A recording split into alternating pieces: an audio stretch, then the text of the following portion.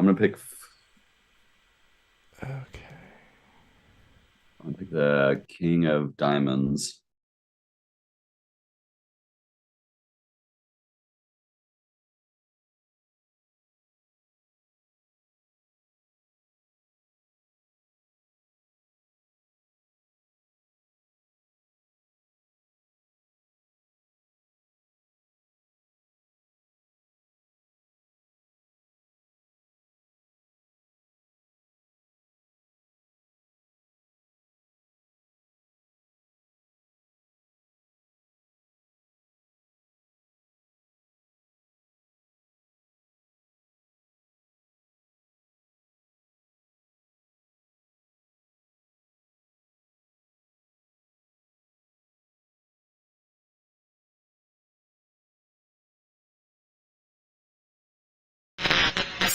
Shut up and sit down.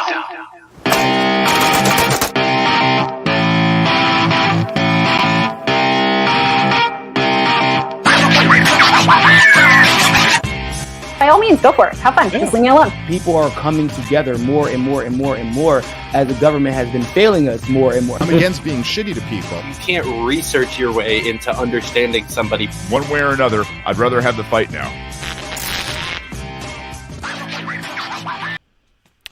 What's up, fighters? Welcome back to the Fight for Liberty live on Free Speech Media. We have got a U.S. Senate candidate waiting in the green room for an awesome conversation. But first, I need you to go to each and every one of these social medias on my left and give us a like or a follow. We are working hard to give you some quality educational content, but we cannot do it without your help. So please keep sharing these videos around and helping us grow and helping people find out about this show. Or if you are looking to support us while also getting some pretty cool stuff, stay tuned because we've got a word from our sponsors.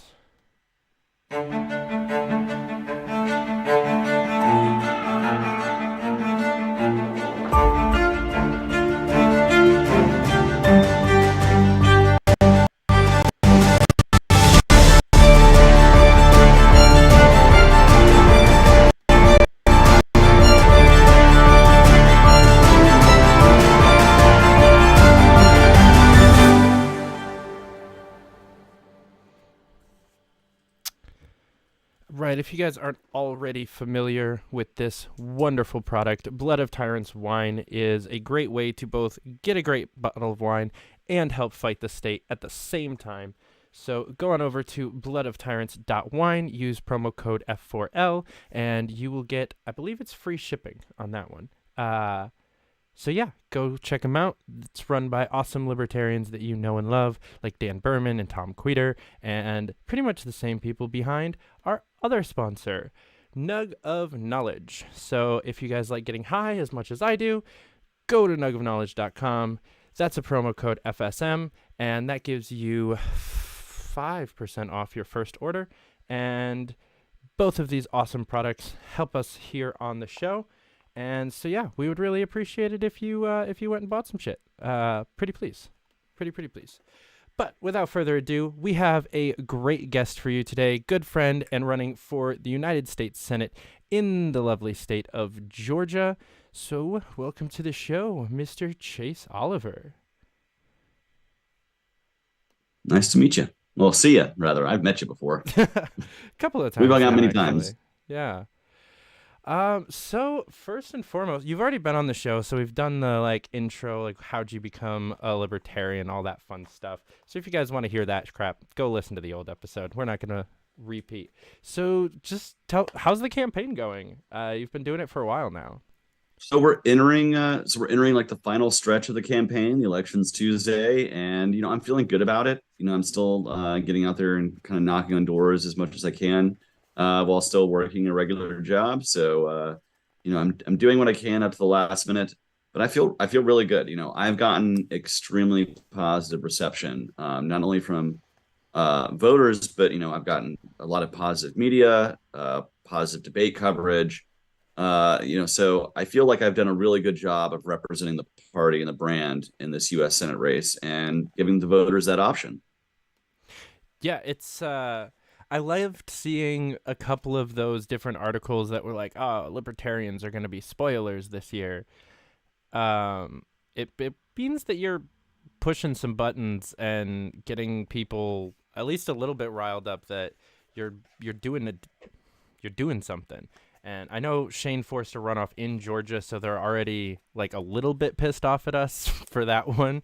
And you've been doing a great job at just keeping the messaging clean and continuing to promote liberty. It's been awesome to watch.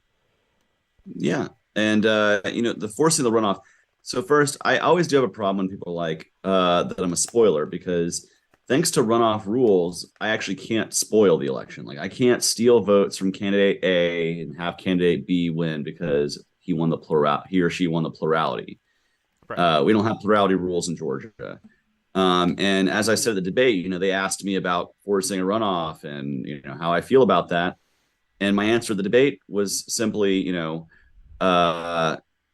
basically, we don't have to have runoffs. We could have ranked choice voting, which is an instant runoff. Mm-hmm. And Maine has it, Alaska has it. And I think it's high time we bring that down south to Georgia and improve our system to where, we still don't have people who are getting elected to office with under 50%. But we're still allowing for third parties and other people to be on the ballot and not spoil and not have to wait weeks and spend millions of dollars of ad money and all this stuff. And millions of dollars of taxpayer money to run another election. You just have one election. And, I think that's a way to improve our democracy. So I don't think I'm a spoiler, but I am happy to cause a runoff because it means there's enough voters who are dissatisfied with the two-party system. And I think it's important that we hear those voices. I frankly think it's important that the two-party system hears those voices, because if they want to gather those votes next election, they have to change the way they're doing things. And, if 5% or 10% of a voter base is saying we don't like the way business is being done, we're voting outside of the duopoly. The duopoly has two choices: adapt or die. I prefer the latter, but it's, probable that they will do the former. And start being more responsive to those liberty needs, right? And that's something I hope we can do in Georgia. I hope we can spread the awareness of the libertarian message. Yeah, I don't know if you saw there was a picture taken from a GOP meeting a couple weeks after the runoff last year with Shane, and it had like a list of like how we fucked up, why we lost the election. And Shane was, I believe, either first or second on the list. Libertarians in general also made the list. And then our candidates was the bottom, like, maybe it was our fault that we just didn't run anybody worthy of voting for. Here's the truth about that 2020 race, and Republicans might not like to hear the real hard truth about that runoff, but David Perdue was leading on election day. He had more votes than Jon Ossoff. Mm-hmm. He then ducked out of debating Jon Ossoff because he got whooped really bad in the previous debate. So he failed to appear, which is kind of a theme with Republican candidates, failing to appear at debates. And then he also stood on stage with Donald Trump for a month while Donald Trump said, this election is illegitimate. They don't even count the votes. It's rigged. It's not even going to happen.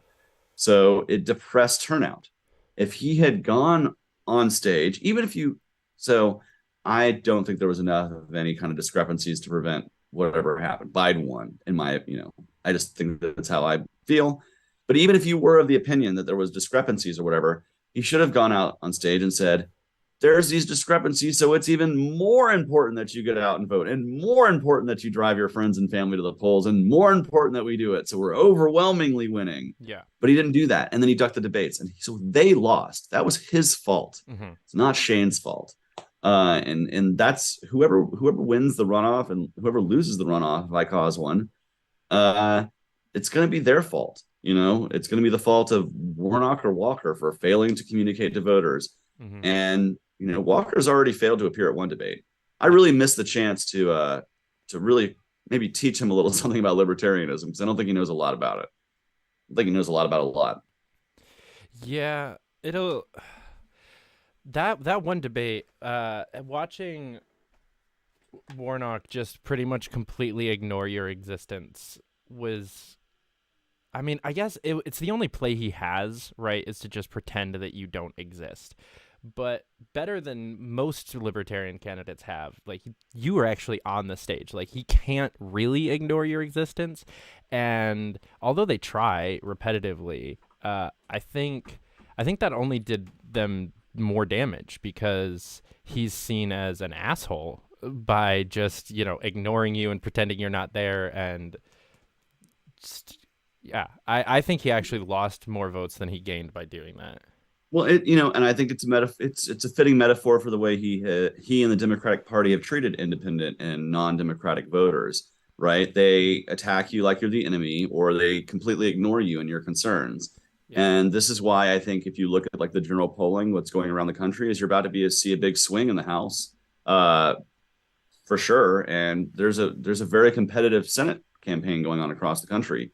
Yeah. And the reason why that's happening is because Democrats have basically said, if you don't believe like us, you're terribly evil, and there's no middle. And Republicans do the same thing, to be fair. Like, it is a extremely polarized world. One of the reasons why I decided to run, and one of the things that I pitched to voters, is that what we need in the Senate and DC is actually an honest broker. Somebody who doesn't owe allegiance to Mitch McConnell or to Chuck Schumer, who can go up there and shake things up, who can actually form working coalitions across the aisle to find that senator who really cares about an issue like, I don't know, simplifying immigration, right? Like, that was a bipartisan issue like 15 years ago. When in the Bush years, they had a working group in the Senate that was working on comprehensive reform, and then the conservatives blew it up. Yeah. But even Ronald Reagan 40 years ago was citing the need for real immigration reform. And what it's going to take right now, you just have these two sides that are so far apart from each other. They're so hyper partisan that there's this vast middle of America that maybe doesn't agree with the libertarian on everything, but understands that there's a need to get somebody who's not a Republican or a Democrat in the room to be that broker and to help bridge the divide. Because that's what we really need. We need multi-party. And that's the thing is, I'm a libertarian, and I'm going to fight for libertarianism, small government. But the truth is to heal our democracy, to heal our republic, what we have to do is make it easier for people outside of the two-party system to run for office all over the country. We should not just have Democrats and Republicans in the Congress. We should have Democrats and Republicans and libertarians and Greens and constitutions and, whatever. We should have 5 or 6, 10 parties forming coalitions on the world. That's the way the rest of, the free world does it, right? And I think that's something that we need. We need to have, because otherwise it's just going to get further and further apart, and you're just going to have more and more. The only thing that they agree on is how to abuse people and to overspend and to continue to take power out of our hands. And that's another thing we need. We need a voice in the Senate that's going to scream loudly, give the people their rights back and stop abusing it. Yeah. And we don't have that in the Senate. We just don't. Yeah, I got really excited this year because in New York, we almost had a legitimate third-party congressional campaign happening. A very well-liked and respected progressive state assemblyman or woman ran for Congress, took second, pretty close to the vote. And he's a typical trash establishment New York City Democrat. No policy differences from a Nancy Pelosi or a Joe Biden, like just completely cookie cutter crap. And we have the Working Families Party here in New York that is pretty much just Democrat light. We have fusion voting, so you can run on multiple party lines. So it's pretty much always the same person on both lines. But the Working Families Party offered this woman their line to challenge him in the general. And I genuinely think she would have won if she ran. Because she has more support than the guy who won. He just had slightly better name recognition, and the progressive vote was split in the primary, where the establishment one really wasn't. But the whole talk, like we were talking earlier, the entire conversation around it, because she hemmed and hawed on it for about 3 or 4 days before officially declining the nomination, everybody was like, no, you can't, you'll be a spoiler. And this is a district where the Republican gets max 10-15% of the vote. max. She could split the Democratic vote in half, and the Republican would still easily take third. There is no possible way of her spoiling this election without winning. Like, it's just not mathematically possible. But that was the entire conversation, was if you do this, you're going to give the Republicans a seat in Congress. And they're not even running a real campaign in that district, the Republicans. It's basically a paper candidacy. I know libertarians running more legitimate campaigns than that. And not including yourself and like some of the people that are running real campaigns. Well, let me just say this, we have similar issues here in Georgia, right? Our congressional ballot access is, some of the worst in the nation. Basically, we have statewide ballot access, and we continue to secure that. We get over a certain percentage in our statewide races, which we regularly do. But to get on a congressional ballot requires us to get just tens of thousands of signatures. And, I ran for Congress, but only because it was a special election. I didn't have to get signatures. But if I wanted to run for a regular, just in my district, I'd have to get, tens of thousands of signatures. It's ridiculous. And that's something that Republicans or Democrats don't have to do. And you look at a district like the Georgia 14th, where Marjorie Taylor Greene is is their congresswoman, and that is a deep red district. She is going to win that election. And there was a libertarian, Angela Pence, who wanted to challenge. She got several thousand signatures. She did not get the tens of thousands she needed, but she got several thousand signatures walking around and talking to people. And I really do think if a libertarian was on that ballot, it would really be challenging who would get the number one amount of votes, because I think a lot of Republicans are rightfully embarrassed by Marjorie Taylor Greene, but they don't want to vote for a Democrat. And by the way, the Democrats have poured tens of millions of dollars into this race, and they're about to lose by 30 points. They've thrown everything they can at this race, and he's still going to lose by a lot. But if they had, I don't know, a libertarian on the ballot, and you threw half that resources towards a pro-gun, military spouse, mother of 9 or about to be 9. I mean, lots of kids. Yeah. I knew she had a lot. I didn't realize it was that many. Yeah. Homeschool parent who knows what it means to raise their kids with an awareness about the world. Like someone who preaches freedom every single day. Someone like that on the ballot would have really challenged Marjorie Taylor Greene, because it's like Marjorie Taylor Greene without all the terrible nationalist baggage. And it's just like, it's a woman who really knows. And also she actually lives in the community. She's lived there, forever and raised her family there. Unlike Marjorie Taylor Greene, who didn't live there and, had a business there and then moved there and, little different. Like she actually has roots there. So this is what I'm saying is like, we need to have ballot access reforms so we can have libertarians challenging in districts like that and really making it competitive for Congress. That's one of the things I'm going to be pushing when I'm confident pretty much that I'm going to force a runoff in this election. And when I do, my main thrust is going to be, okay, instead of waiting 3 weeks, let's go ahead and get a bill through the state house to make ranked choice voting a reality. So that way we don't have to wait and have politics through Thanksgiving. Ever again. Just solves the problem. We'll never, ever have to worry about a runoff again. And I think because this will be the second cycle in a row where voters have had to go vote in a runoff, I think there will be enough will from the voters to maybe make that happen. Both runoffs would happen at the same time if both you and Shane forced a runoff, right? It wouldn't be two more. Okay. Yes, that would be insane. Kemp's that race is looking less and less like a runoff just because Kemp has been regularly over 50% in polls. So that will be a much harder runoff to force because Stacey Abrams has cratered, and she is of the 4 duopoly candidates in the gubernatorial and Senate races. She is the lowest polling, but yet she's the one who's invested the most in ground game and in getting out the vote. So I don't know how that's going to go. And her campaign, and every time she's asked about it, her excuse is, well, they're not polling the right people, and the actual electorate's going to look different on election day. And I'm like, that sounds great to fundraising, I guess, but it's not real. Like, I don't think I don't think there's gonna be a runoff in that race, just because um I think that the polling is going to be quite accurate.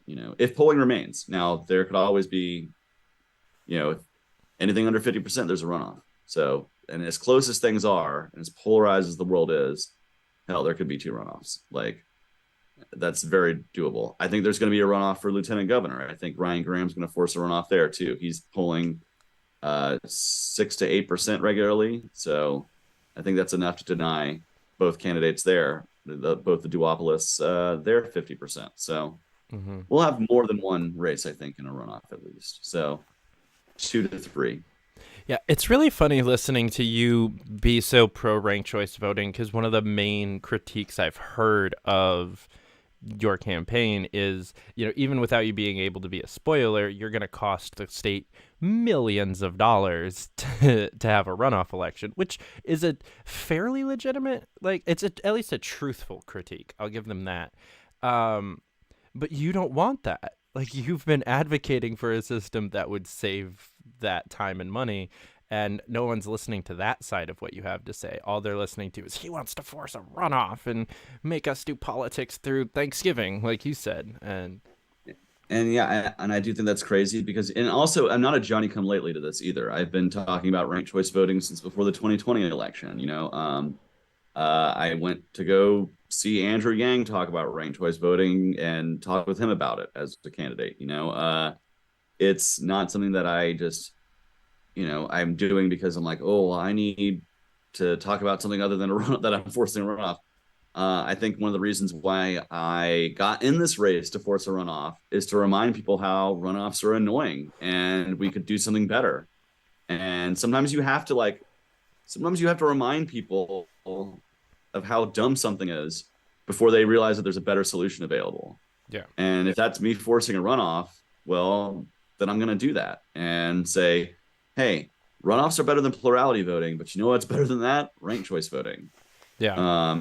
And the other thing I think ranked choice voting, and this is like one of the hidden benefits of ranked choice voting, is I think it will force campaigns to stop being so negative and just mudslinging at each other. Because in a 3 or 4A race, you're going to want to be nice to those voters who might get, those campaigns that might get knocked off.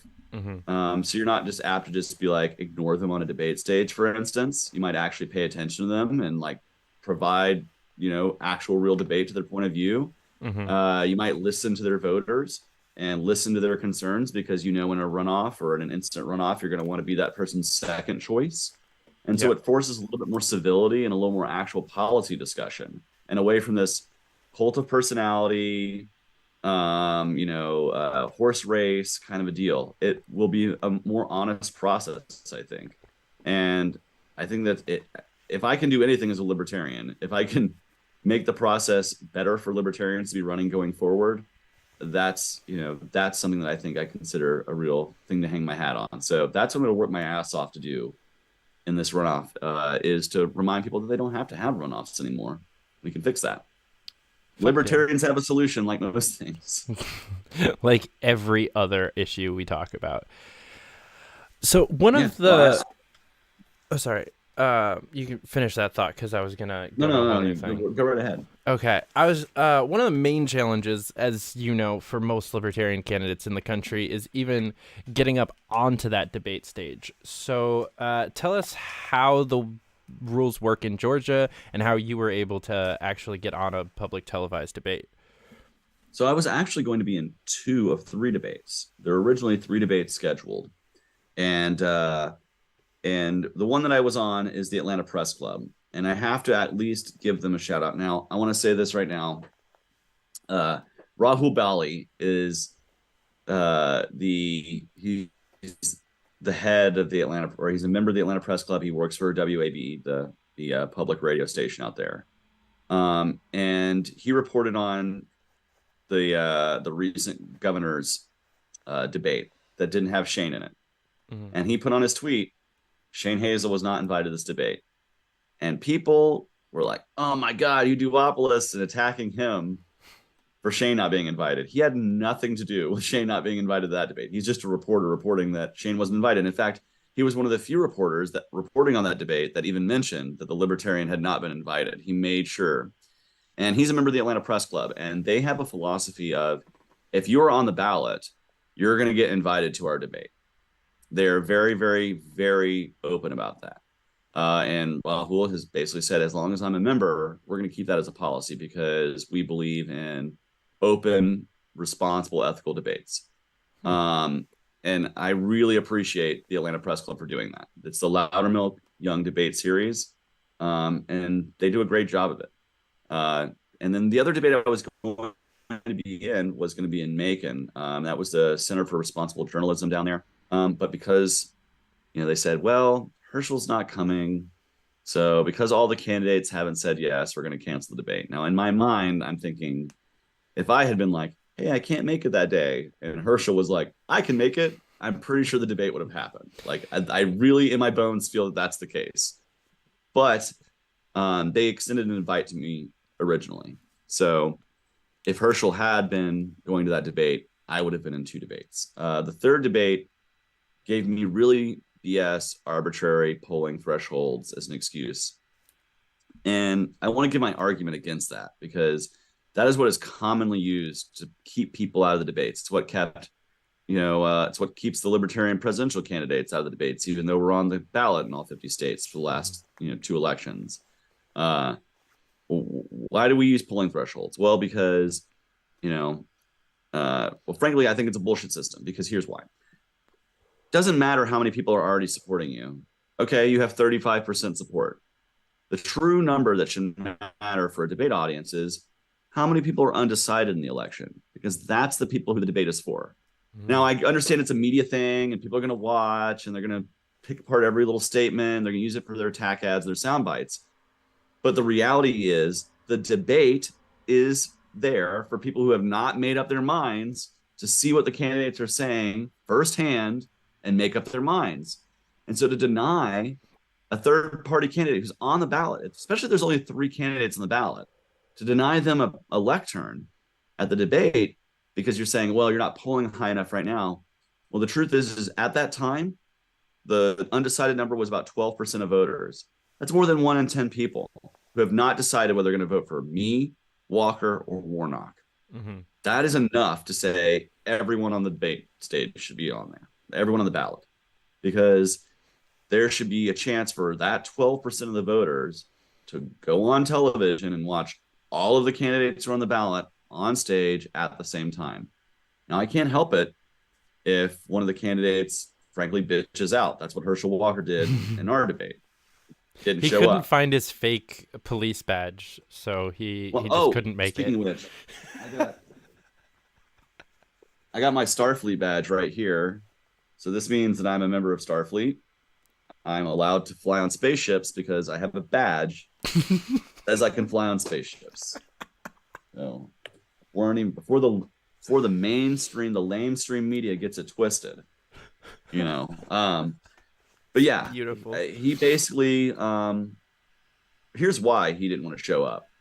Because there was going to be a third candidate on stage that was going to provide a viable alternative to him, who was going to be able to actually articulate policy and positions and messaging about lower government, lower taxes, small government, supporting the Second Amendment rights of everybody, making it easier to start a small business. These are things that conservatives and Republicans really find attractive. And if they were to see me on the same stage as Herschel, just not being able to communicate any of those ideas in an effective way, much less defend them against attacks from a Democrat, I think it would have actually backfired on him. So maybe it was smart for them not to have him on stage and just be an empty suit, or an empty lectern rather. The empty suit was Warnock. But because what he did was deprive you and Warnock of his audience that would have watched had he been there, but didn't watch because he wasn't there. No hardcore Republican or even moderate Republican wants to sit there and listen to a Democrat talk to himself, which is all the media was saying that it was. And even knowing you were there, most people don't want to listen to a Democrat talk to another Democrat, which is how they're painting you in the media. So No, and they did use my debate performance to beat up on Warnock, though. I will say that the GOP did say that Warnock showed that he lost twice in a debate, in debates, and that he clearly wasn't prepared. And so I will accept the fact that the Georgia GOP has said that I won the debate against Raphael Warnock. I will accept their endorsement of me beating Raphael Warnock in debate. I felt like honestly I did. Um, I think you and did. and here's one of the things I want to say. Like, I feel like the way I communicated libertarian ideas, if you go to YouTube, go to the debates, like look at the Atlanta Press Club one or the 11 Alive News, go through those comments. And what you're going to see is a lot of people going, hey, I kind of like the way that guy was talking. Like, I like a lot of his ideas. Like, he seemed to be really prepared. He knew what he was talking about. And I think it's because, frankly, I communicated libertarianism without ever once saying the word libertarianism, I think. I just communicated as common sense ideas. Like one of my, when I said, why is balancing the budget the radical idea, not the rational idea? Mm-hmm. And that without saying, hey, libertarians are all about balancing the budget and lower government, that made everybody go, hey, why is balancing the budget the radical idea and not the rational idea? I can talk about those things. And I think because when you say libertarians believe this, what you're doing is you're excluding yourself from your electorate. Mm-hmm. You have to say, I believe this, and I think a lot of voters do too. Because that's the same thing. You're saying the same thing. You can say, libertarians believe in an end to the drug war. And you can say, I've heard from a lot of concerned voters, and they think we should really end the drug war. Mm-hmm. And what I've done is I've included everybody as opposed to excluded. You don't have to be a libertarian to want to end the drug war. I mean, you are one if you're wanting to end the drug wars and a few other things, but you don't have to be.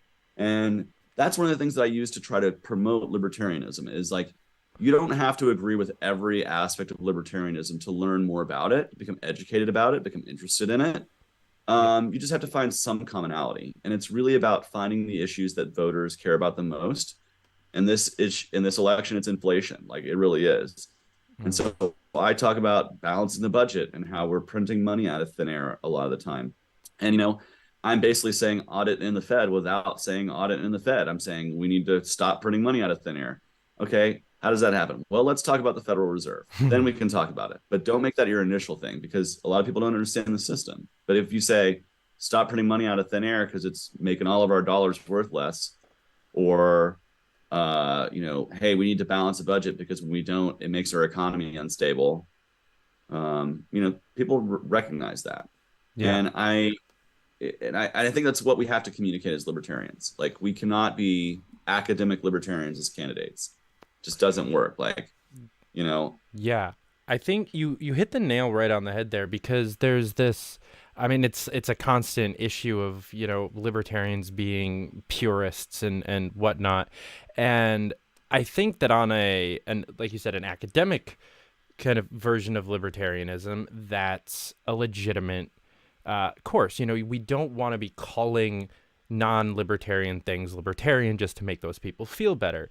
But we can get their votes. Like, I don't give a shit if you're a principled libertarian. You can be the most far-right MAGA enthusiast that just kind of doesn't like Herschel Walker too much, or maybe thinks he's too moderate, or you can be some like completely far-left crazy person that also thinks Warnock is just too moderate. He's not a far enough crazy leftist, so I'm going to vote Chase Oliver just to show him I'm not happy with them.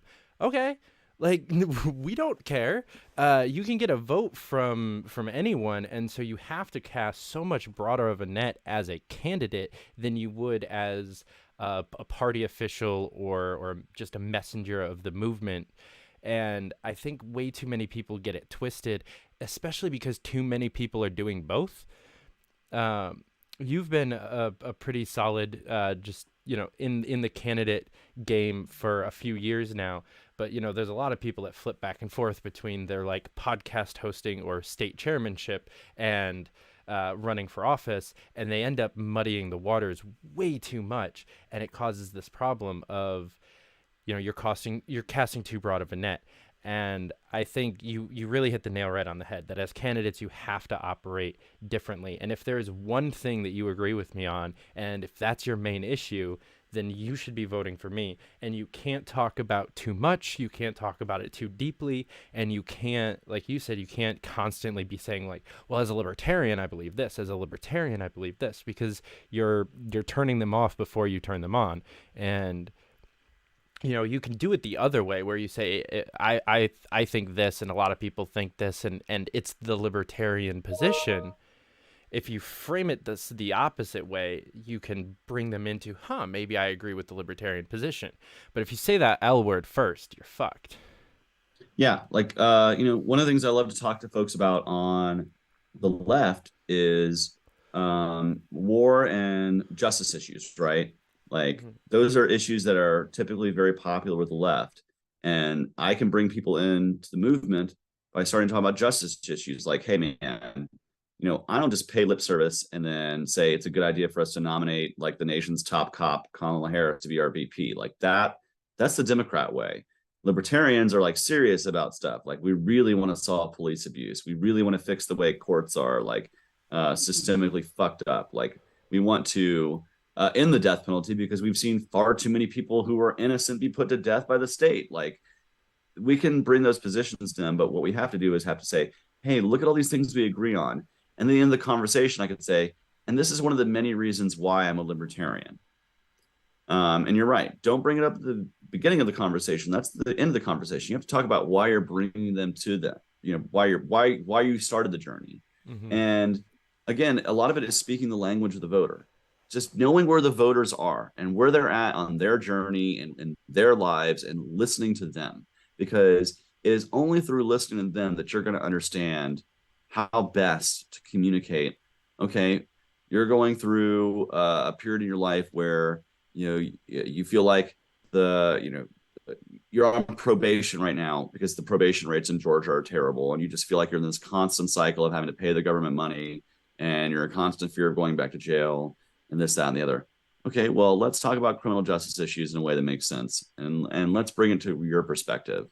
If we did that every time, and we communicated to voters in that way, in an empathic way that really connects with them, we would have great results. We'd have major growth.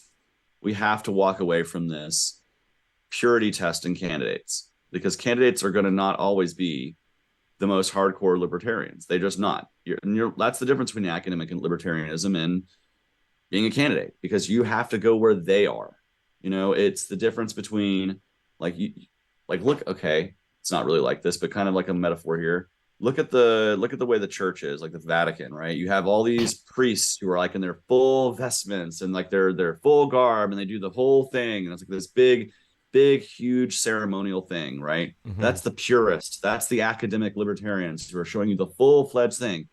And then you have the traveling monk who wears, rough spun cloth and goes and preaches in a field and speaks to the homeless, and literally like is where the people are and brings them into it. That's what candidates are. We are the traveling monks. Like that is our job, is to go speak to the masses and to bring them the message. And then you have the people who sit on the ivory towers of academia who preach about the philosophy of libertarianism. And there's a place for all that.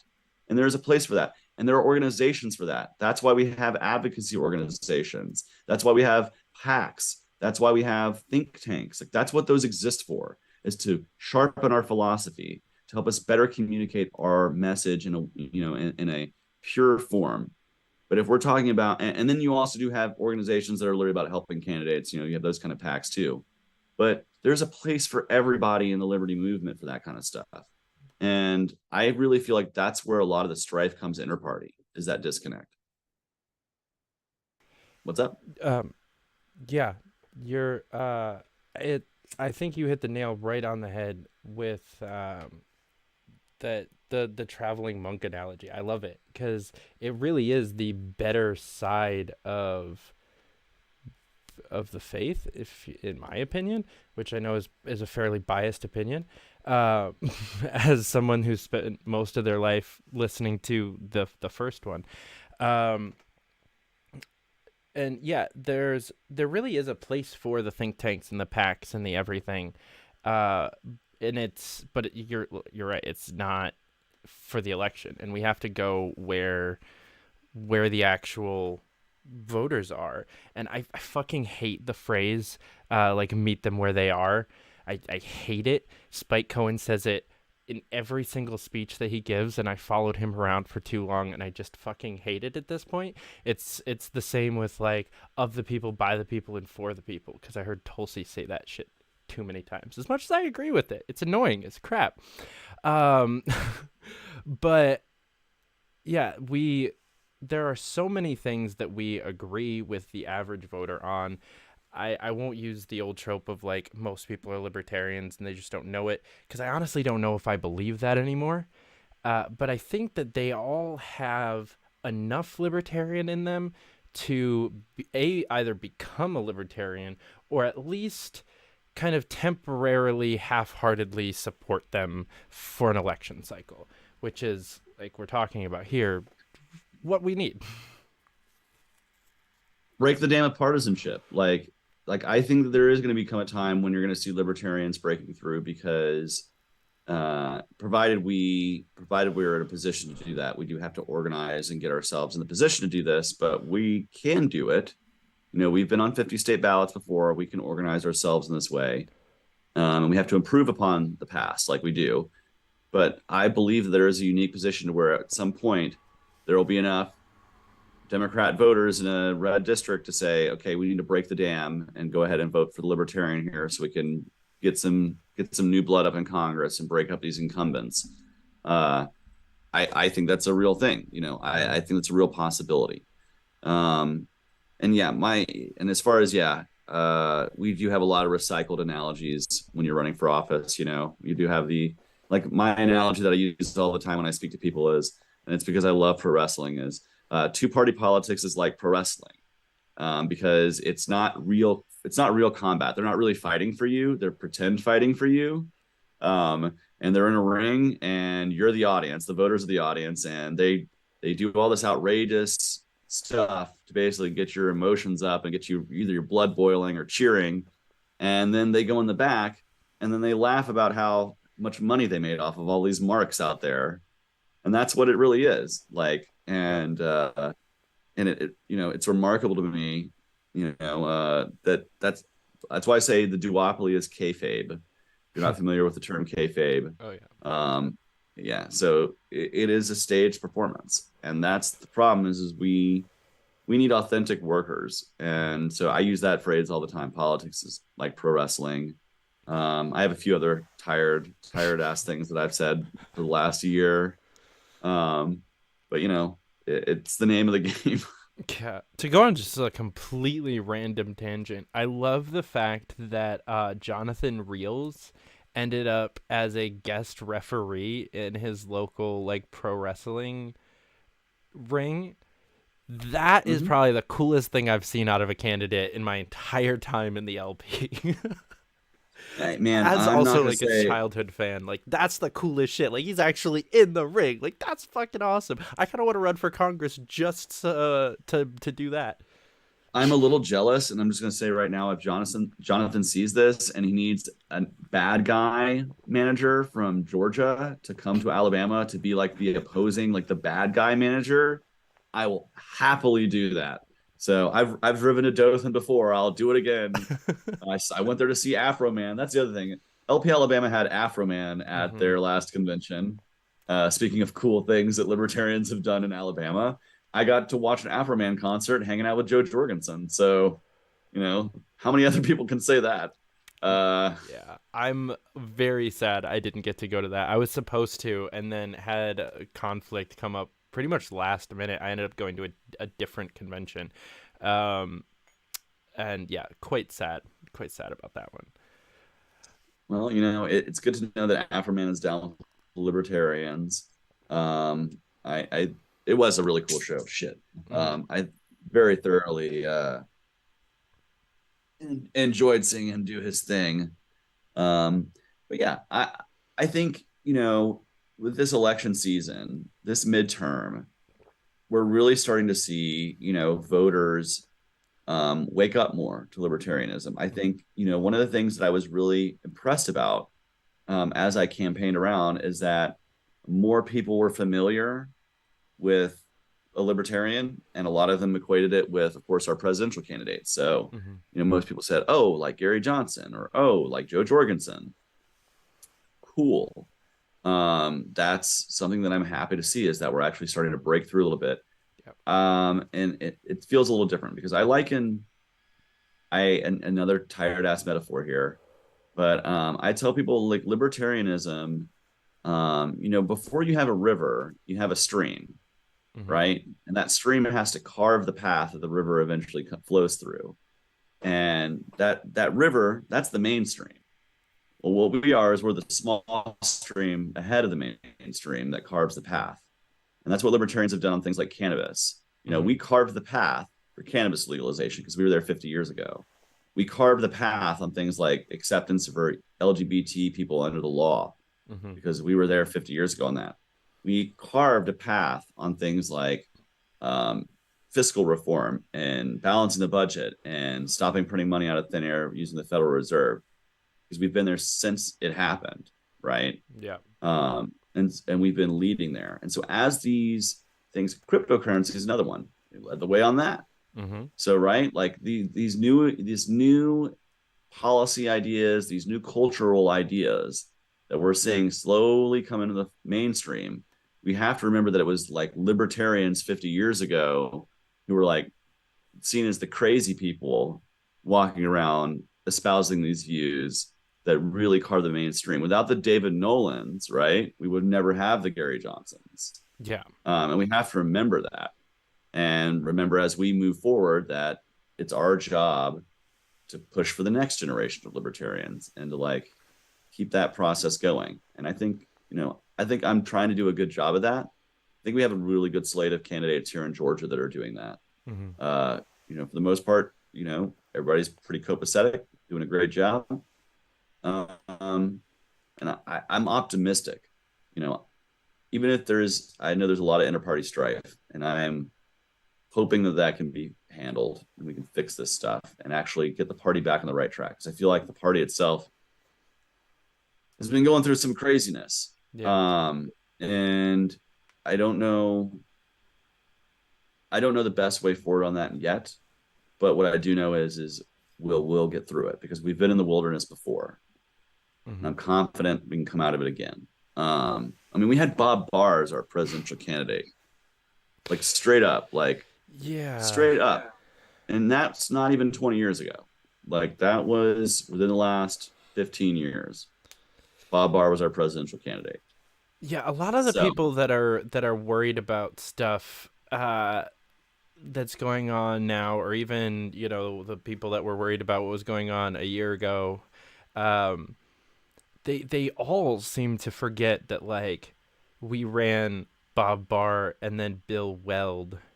And then, or even like Bill Weld for New York governor is a huge thing. And the fact that we let him run for VP after he fucked us over for the governor's race.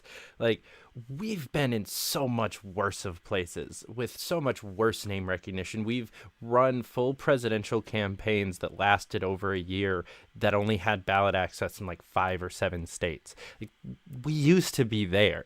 Now we've got 50 state ballot access as an almost guaranteed thing going into 2024.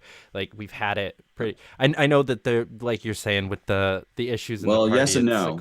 There are states where we're going to have to get a lot of signatures for ballot access in 24. Like, Ohio is one of them. Mm-hmm. I know for a fact. And here's one of the other things that I do want to stress to anybody who's like a national libertarian who's listening, who maybe be thinking about 2024 right now. In Georgia, this is very important for our state. We have to maintain a certain percentage to keep statewide ballot access. And normally, even in off years, we have Public Service Commission, which is a race where we'll field a candidate, we'll make that percentage. those races are now districted. They're not statewide anymore. So they don't count towards us securing that ballot access. And so now in 2024, we only have one race that is going to secure our ballot access, and that is the presidential and vice presidential candidates. So I am encouraging libertarians all across the country to really think hard about what kind of candidate we're going to need here in Georgia that's going to break through and get the percentage we need to secure the ballot access in my state. And that's really where my intentions are lying, and where I hope anybody who's a Georgia delegate is really thinking about. And frankly, I think we're going to need somebody that has either previous electoral experience or extremely high, like, celebrity levels of name recognition. Not a celebritarian, like a bona fide celebrity, like that normal people know. And that's the truth. And so that's the challenge that I think we're going to face. And so we need to really think about who it is we're going to be nominating for president, because Georgia's ballot access depends on it. And frankly, that's something I really care about, because it's not just about who we run for president in the future, but it's about who we run for governor or Senate or for Secretary of State, Agriculture Commissioner. There's all these races that we need to have more than two options. And it's now dependent upon our 2024 ticket to provide us a good enough ticket to support that. Yeah. We're in the same my boat. mom's telling me. Oh.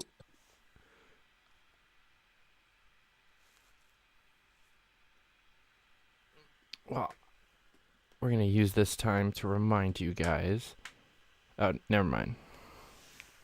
Unless we're back. Sorry. It's just, if I don't answer the phone, she immediately starts to worry. She's that kind of parent, you know? Yeah.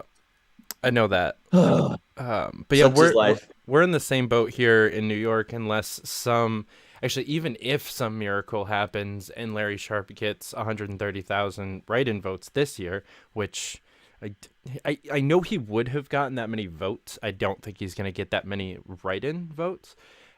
Even if that happens, we still need the presidential candidate to get 130,000 votes or more in 24 for us to keep that ballot access. We only have 2-year loops, and it's the highest office on each ballot.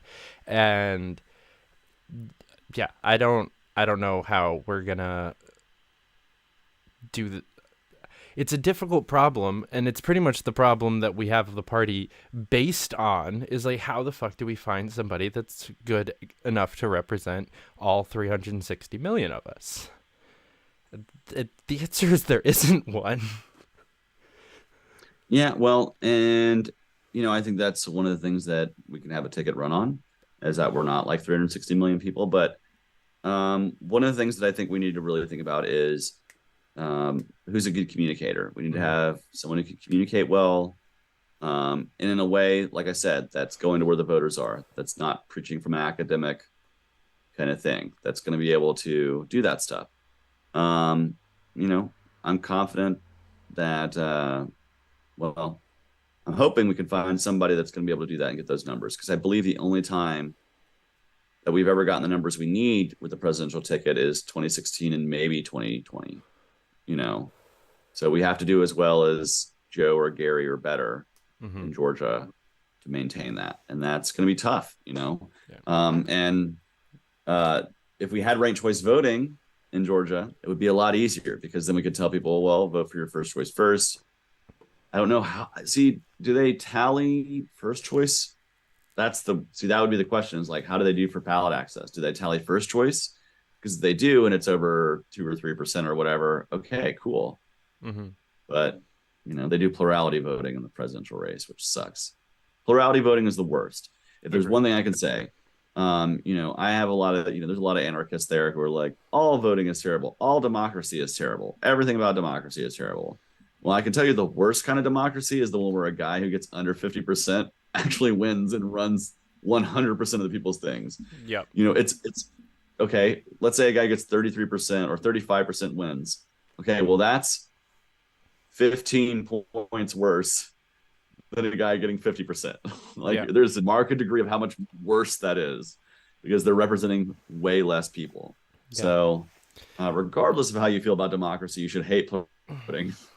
Yeah, and that's not even counting how few people actually vote.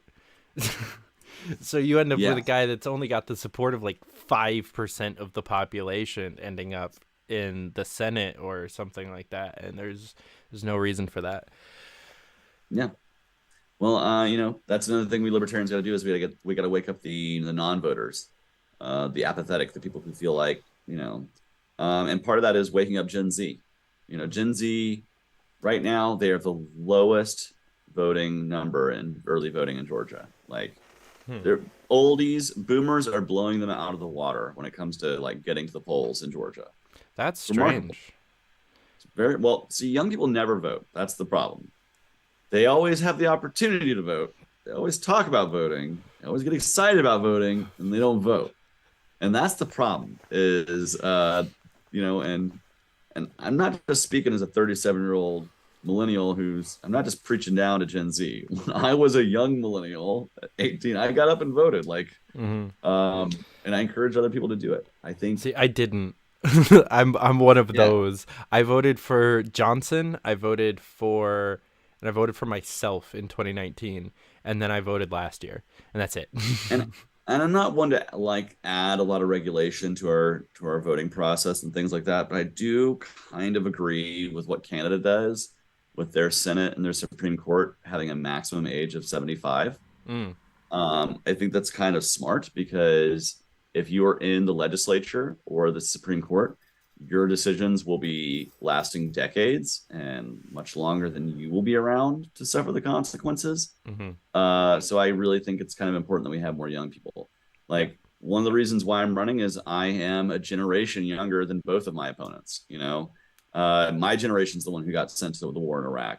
My generation's the one who has suffered the Patriot Act and got to watch as their generation passed all this bullshit.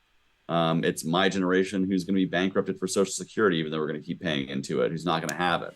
It's my generation or my kids' generation or my grandkids' generation who's going to suffer the debt crisis, who's going to watch as we have hyperinflation that makes this look quaint. So I think it's people that are in my generation that should really be in DC fixing these issues because we're the ones who are going to suffer it. And, I can't say I would be the youngest senator from Georgia because Ossoff is younger than me. But, I think we need more young people to be serving. But to do that, young people got to fucking vote. That's the truth of it. Because boomers don't vote for kids. They see them as their children. They're like, oh, look how sweet they are. They put on a suit and tie. They got on the debate stage, So young people got to vote for young people. Yeah. I think 24, we're going to see a bigger uptick in that. I hesitate, though, when you said that we have to, wake up the non-voters. Because there's the little part of me that, in the Matrix analogy, wants a blue pill because this shit sucks. Caring and knowing and being a part of this is so obnoxious, and it ruins so many days that could have been spent just happily going about my day. But no, I have to be on the phone with a police department halfway across the country cursing somebody out on behalf of this whole thing that's going on the internet because they beat the shit out of some innocent person. It's sometimes I just wish I wasn't. You're like the guy from the Matrix who just wants to eat the steak, who just plug me back in, right? Yeah. I understand that. There's also the scary thing of well, if you wake up everybody who's not voting, maybe we get something scarier. Maybe that's the big march to shit. Maybe I don't know. I'm half joking there, but I just think we're at a position where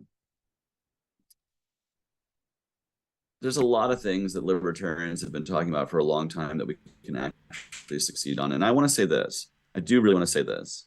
For all you people who try to say Trump was so libertarian, he's the most libertarian president we've ever had. I'm just going to say this. And I hate to give the guy credit for anything, but Biden is decrimming cannabis federally. He's in the process of doing that. Tell me one thing that's more libertarian than Trump did than that. So if that's your metric, well then, buddy, you're looking at the currently the most libertarian president we've ever had. Now that's a bar that's subterranean to have to step over. But yeah, I will like actually I respond to that the question that I know was not to be responded to, but we did have the First Step Act under Trump and the hemp bill that moved the needle pretty far in that direction. I will give massive credit to the First Step Act. Mm-hmm. I will also give massive credit to whoever be a good thing. I can find things about probably every president that I like, but then there's like 90 things that I don't like that they did. Yeah. Like, you know what? Let's just go backwards right now. Like, right? So you're right. We just named Biden decriminating cannabis. We named First Step Act for Trump. Let's go back to it. Fuck, this one's gonna be hard. Obama's a really hard one because he's the one who really turned me away from the duopoly.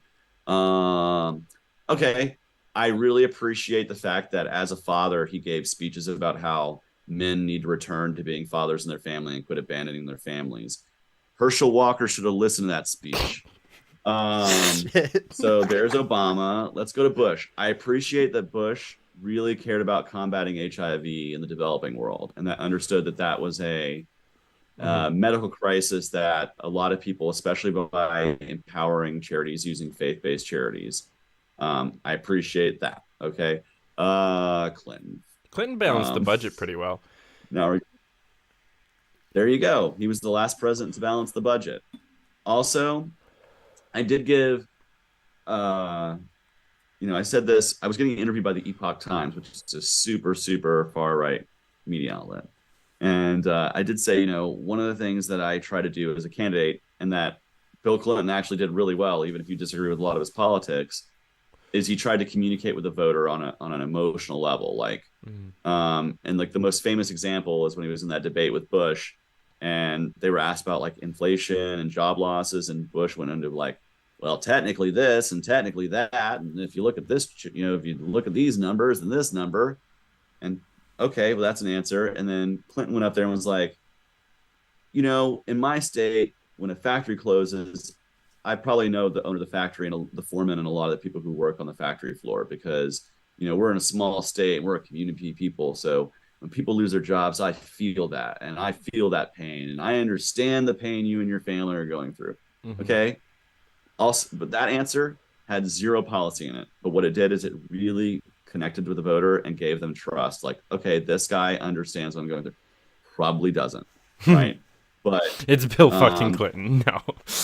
There you go. Yeah. I mean, I don't know how many factory foremen he knew in Arkansas, but what I can say is I am not a professional politician. I wasn't a governor of Arkansas for 12 years or whatever. And so when I talk about connecting with people, like I enjoy hearing stories, even though some of them are very sad, like the Leslie family up in Northwest Georgia. These people bought farmland, just under 3 acres of farmland. And they moved there with their RV, and they were going to start building their dream farm during the pandemic. And their neighbors didn't like the fact that they were living on an RV on the land. So they found a county code that was like, if you're under 3 acres, you have to have a permanent structure, blah, blah, blah. Well, they're like 2.9 something acres. And so they got driven off their land, and they have to live in an RV park. And so they can't afford to build their farm because they're paying all their damn money at the RV park. And so now we've screwed these people out of their American dream of starting a farm and raising their family on their land, which is about the most American dream you can get, right? And it's hearing stories like that keep me like going as a candidate, that keep me thinking about like, man, if I were to win this race or to really have an impact on this race, I'm hoping I'm going to have an impact on people like them who have been constantly abused by government. And it's not, it's not a Republican or Democrat thing because they live in a really red area of the country. It's the good old boy network of sheriffs that's abusing them, and right. County commissioners. But the fact is these people, and I hate to harken back to Marjorie Taylor Greene, but she was their congressperson, and they emailed her so many times being like, we really need you to speak out because nobody's listening to us and you have a microphone. And she never got back to them, and they were anti-vaccine mandate. And so they're at an anti-vaccine mandate rally, and they have their little kid with her. She's adorable. She's like a little toddler. She's holding up my daddy shouldn't have to have a mandate sign or whatever. And Marjorie Taylor Greene shows up And they're like, oh my God, Marjorie, oh, we've been emailing about you. We've been emailing about you, about our land. They've driven us off our land, the government. And Marjorie Taylor Greene doesn't address anything they've said. She has a photographer with her. She gets over, she kneels down next to this person's baby, smiles and like looks up at the camera, gets a picture taken, and walks away from that family. Doesn't address any of their issues. Use their kid as a prop for a campaign photo without asking, and walked away from them. That's the kind of unresponsiveness we have in Congress right now. And that's the thing that really gets me going as a candidate, because I know if I had been in their place, I would have listened to them. And I would have remembered their email when I went to see them. I would said, you guys are the people that were driven off your land. Let's take a picture and let's make a post about it. Because that's the type of person I am. That's the type of person we need to be candidates. Because if you can do that, if you can have that kind of emotional connection with your voters and really push their concerns, well, that's how we win in the long run. That's how we carve the mainstream, is by pushing those issues and pushing those for those people. And that's how we improve our political process. So I know I just ranted a lot there, but it's really how I feel. There's so many voters who I've heard of who just feel like they're constantly abused by government. There's a whole area of Atlanta, Peoplestown. It's a traditionally Black neighborhood. Black homeowners have lived there for generations. And they were told, well, we're going to eminent domain your property because it floods too much. And we're going to just build a retention pond and a park for the gentrified white neighborhood down the street. And the truth is the reason why it floods there is because the city wasn't cleaning the storm drains, because the storm drains didn't work, because they flooded every time it rained and they didn't fix it. And so instead of fixing the problem, they said, you know what? We're going to help the property value in this area by kicking these people who have been here for generations out of their homes, forcing them out using the power of government. It's those people I think about when I run for office. And it's those people I think, we libertarian candidates need to keep in mind when we're doing this thing. And that's what drives me. That's why I'm keep going. That's why, they say, well, you're only gonna get so many percent. Well, I'm fighting for those people. And if I get 5%, well, damn, I got 5%, but at least I spoke up for the people that mattered. And that's how I feel about it. True that. Yeah, I think the fucked over by government quotient of the voter base has substantially grown in the last 3 years and will continue to keep going up. And it's not that difficult as a libertarian to speak to that. We have, as much as we've talked about like the academic side not being what we should run on, but the other point you made was that we have those still as resources. We have a quote unquote libertarian answer to almost any family that comes to us saying the government's fucking over my family in blank way. We have articles and books and so much to grab from, and a network of people that could draft a bill in a couple of days to solve that problem. Libertarian-esque. And if we just keep going to the solution-based and the empathetic ear that you're talking about, I think we win a lot more. And if we could actually do that consistently, we would be a real party. I do want to I think we'd have much more success. Yeah. I want to go back to the debate for one more question, though. What did the prep work look like going into the debate? How much Oppo research did you do versus practicing in front of a mirror? Like, how did going into that work? Okay, so there's quite a bit of debate prep for me. So part of it was not necessarily Oppo research, but being able to sharpen my positions and kind of anticipate what I think is going to be discussed. In fact, there were a lot of things that I was ready to talk about that didn't get discussed. Really, that was, we didn't talk at all about, hardly at all about foreign policy, except for one question about the VA, really, which involved me pivoting to the wars. And we didn't talk about Roe v. Wade or abortion at all, which is like a huge issue. But so I tried to, sharpen myself on the issues that I think are going to be talked about. And then I found pivot points. Like that was the other thing. You have to, when you're in a debate, sometimes you do have to steer things back to what you want to talk about. And I'll use that VA question as a great example. Okay, how are you going to fix the VA? Well, okay, we're going to make the VA where you can just get your health care wherever you want to get it instead of a broken VA system. Just give the, if we're going to create veterans, then we should be taking care of them. If we're going to use taxpayer money, quit funneling into a broken VA system, let them just get hospital wherever. And then let's talk about why there's so many veterans. It's because my generation was sent to the wars in Iraq and Afghanistan, and we've had 20 years of people coming back with scars that are seen and unseen. And that's what guided me to run. And that got me into a passionate anti-war thing. So you have to be able to pivot, right? Another thing is I did sit down with a couple of friends who flew in from Pennsylvania and basically had them rapid fire me questions like, answer this. Okay. And it was literally as soon as I was done answering that, okay, answer this. And it got me sharp. It got me ready to answer questions in under a minute. That's the other thing. I was timing myself. If you only have a minute to answer, you have to make sure you're not wasting anything. Another thing is just, and while I did, I did talk about what, or focus on what I think voters were going to find important, I also had a chance to ask both candidates a question.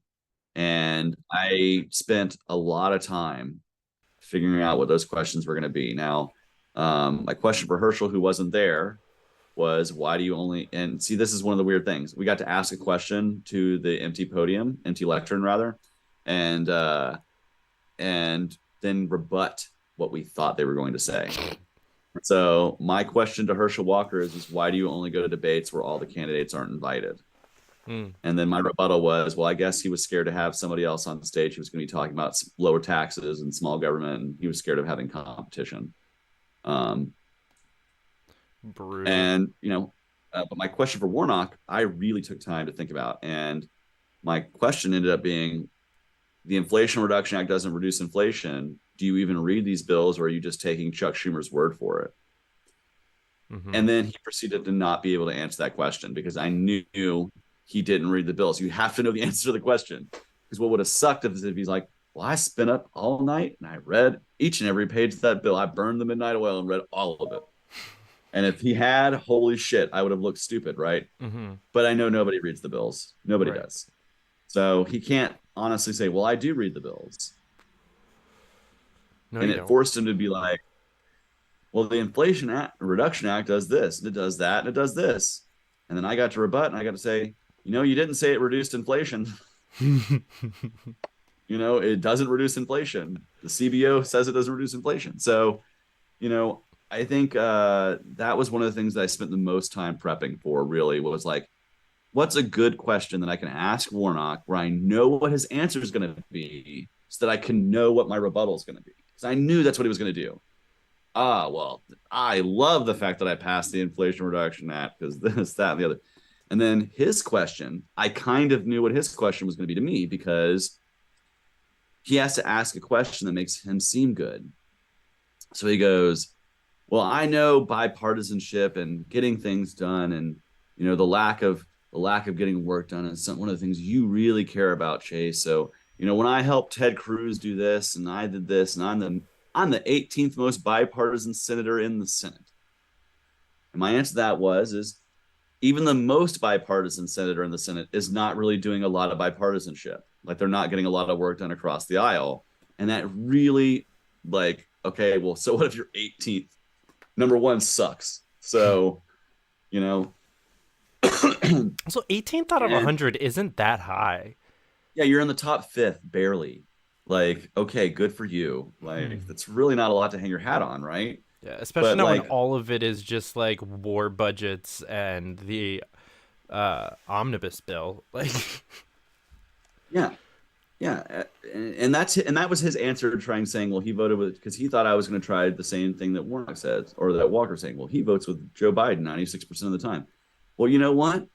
Walker gets elected, he's going to vote with Trump or DeSantis or whoever the hell Republican he serves under 96% of the time too. Mm-hmm. That's not an attack. That's the thing that always weirds me out about the duopoly. They use that as the attack on the other guy. Like, Senator so-and-so votes with Joe Biden 99% of the time. Okay, well, Senator what's his face voted with Trump 99% of the time. It's all you duopoly people do. Yeah. What we really need is a senator who votes with the president like 50% of the time. You know, That would be nice. we need people who are not blindly supporting whoever's in the White House or just blindly opposing them. Like, I don't think maybe there's five. I'm sure I could find.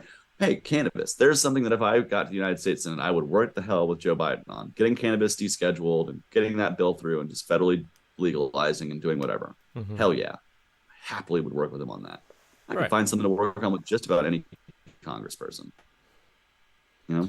Yeah. But yeah. Yeah, I think you had a pretty good, if I remember this, I don't remember if it was when he asked you the question or somewhere else. You made a good point that like you didn't quite say this, but you alluded to basically if you like what Warnock is actually campaigning on, I agree with him on pretty much all of that shit. So I'll vote with him on all of that shit, but I won't just vote with Biden on all the dumb shit that you dislike. I'll actually read the bills and be careful and vote in your interest, not in mine or my party's. And I think you made a good point there that a lot of candidates could use of, if you like what they pretend to stand for, I do too.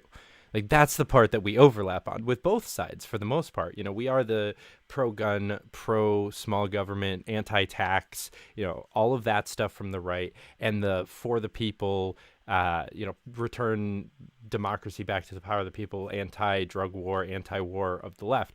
The stuff that they actually preach the most. Anti-cronyism. Yeah, like that's a big one that I think really hits to the left that we don't hit hard enough is that yeah, we're capitalists, but we're also against cronyism. Like one of the things that I talk about is, we should do away with all subsidies to every corporation and then just lower the cost of corporate taxes down a bunch. So that way small and medium businesses can actually compete against large firms.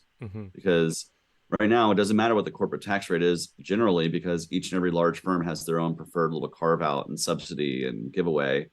And, if we just did away with all that and let it be an actual free market, there you go. I think that's attractive to the left and the right, actually, frankly. Yeah. Oh, well, except for all the well-connected people who get their pockets lined. DC. Right. Which, unfortunately, isn't very many of us. If that was a larger voter block, they might have something to work with. But yeah, we really do stand for a lot of what they pretend to stand for. And I think reassuring the voters that you're not going to lose the values that you actually care about by switching your vote. You're only going to use the hyper partisan empty-suitedness of this career politician. And yeah, I think you nailed that point. Nice. Well, I think, I think that's one of the things that I've been trying to do this entire campaign is let people know that there's another way, there's another option than just two parties. And that if we really want a healthy republic, we have to break the two-party dam. Like that dam has to break, and it has to break quickly because it has for the last, in my lifetime, certainly. So since, let's put it towards since that 9/11 generation, the last 20 years has seen a massive increase, the acceleration of this. And if we don't put the brakes on it, and by that, I mean, like really breaking down the two-party system, we are headed for a cliff. And, I'm going to keep doing what I can to stop that and to prevent that. And, let's just hope that maybe not this election cycle, but in future election cycles, we'll have people breaking through. All I can do is be that creek that's there before the river. So that's what I'm doing right now. All right. Well, you're doing a fucking fantastic job at it, and I very much look forward to seeing the results on Tuesday. This is like the most exciting election day of my entire life, which is really weird because there are no campaigns anywhere near me that I give even the tiniest little shit about. But I am so excited to see how you and Shane do in Georgia. We've got a campaign in Massachusetts that has a likelihood of a victory, possibly. We've got candidates in Pennsylvania and like all over the place. Less excited about Arizona. I want to I want to see how Kaufman does in New Hampshire, because that'll be interesting. How badly the Republicans destroy the Democrats out of every seat in that state. Yeah, I don't know. I'm stoked, and it's really weird because I know that I'm just gonna lose. Like there's only like 2 races that a candidate I like has even a shot of actually really winning. But I don't know. I'm excited to go to the polls and write in a bunch of random people for statewide office and have a great time. Well, elections are like nerd Christmas, so Right. So I'll be looking forward to it too. Well, before we sign off, tell people how to find out more about you, support the campaign, get involved or donate. Okay, so my website is chaseforgeorgia.com. You can find a little bit more about my policies there, as well as if you do want to donate. We're getting towards the end of the campaign. The till afterwards is going to go to a worthy charity. I'm trying to spend it as fast as I can on campaign materials and door knocking stuff. But yeah, you can check out my website there. But if you want to see me on Twitter, I'm at Chase for Liberty. I'm also Chase Oliver Libertarian on Facebook. And yeah, post-election, I will be trying to find some projects to keep me busy and to keep talking about these issues and keep them in the forefront, especially locally organizing in Atlanta and Georgia. So especially if you're in the state of Georgia, stay tuned because there'll be interesting stuff coming. All right. I might have a project for you to pique your interest on that one. We'll talk later. But thank you so much for coming on. This, as always, great conversation. Oh yeah, well, it's always been a pleasure to have. It's been a pleasure. All right, guys, thank you so much for watching. If you want to hear more about Chase, definitely go to his website or his Twitter. It's been up across the bottom a couple times now. Follow him, like everything that you see. Just scroll down his Twitter and just retweet. Just do that for about an hour, and then your tithe has been paid and you're good. And then if you have the money, please go to his website, donate a couple bucks so that he can spend it on getting the word out real quick before the election. And then come on back to the channel. Tomorrow we've got an episode of Fight Club with Rabbi Litvin returning to talk about Kanye and the bullshit that's going on there. So that'll be fun. And then next week we'll be back here 9 p.m. on Thursday every week for another episode of Fight for Liberty.